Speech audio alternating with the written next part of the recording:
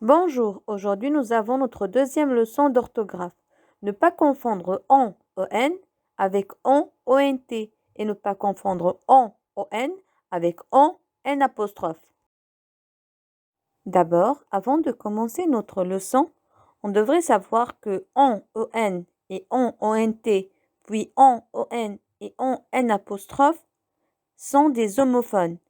Des homophones, c'est les mots qui se prononcent de la même façon mais qui s'écrivent différemment. Alors pour savoir comment orthographier l'homophone, on devrait d'abord connaître sa nature. On est un pronom de troisième personne du singulier. Il est souvent employé à la place de nous. Pour vérifier, on peut remplacer le pronom on par le pronom il ou nous. Comme d'habitude, pour comprendre ce qu'on vient de voir, on doit voir quelques exemples. Premier exemple, on a pris notre petit déjeuner. Ici, on est un sujet. Alors, on peut remplacer par un pronom personnel, ce qui va nous donner « il a pris son petit déjeuner ». Deuxième exemple, on voyageait chez nos grands-parents. Comme on a vu dans la règle, on peut toujours le remplacer par « nous ». C'est ce qu'on va faire. Alors, ça va nous donner « nous voyagions chez nos grands-parents ». Passons maintenant à ont. Le mot on avec un t est le verbe ou bien l'auxiliaire avoir conjugué à la troisième personne du pluriel au présent de l'indicatif.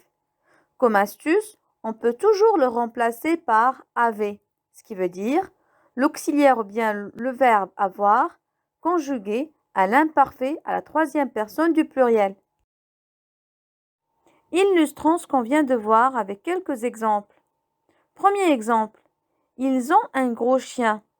Comme on a dit, on peut remplacer ont par l'auxiliaire ou bien le verbe avoir conjugué à l'imparfait à la troisième personne du pluriel. C'est ce qui va nous donner ils avaient un gros chien. Deuxième exemple, des œufs ont été pondus par les poules. Alors, comme transformation, on va avoir des œufs avaient été pondus par les poules. Puisqu'on a pu remplacer on par avait, alors on va l'orthographier avec ont et non pas on. Passons maintenant à on n apostrophe.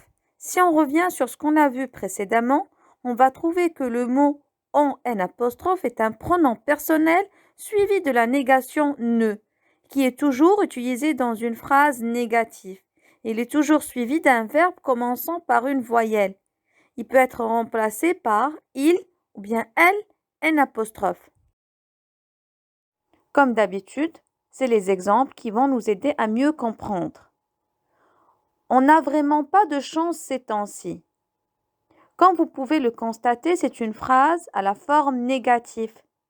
La deuxième partie de la négation est déjà là, qui est pas. Alors, on a besoin de la première partie de la négation, qui est ne. Mais puisque on a ici une voyelle, ça va se transformer en n apostrophe.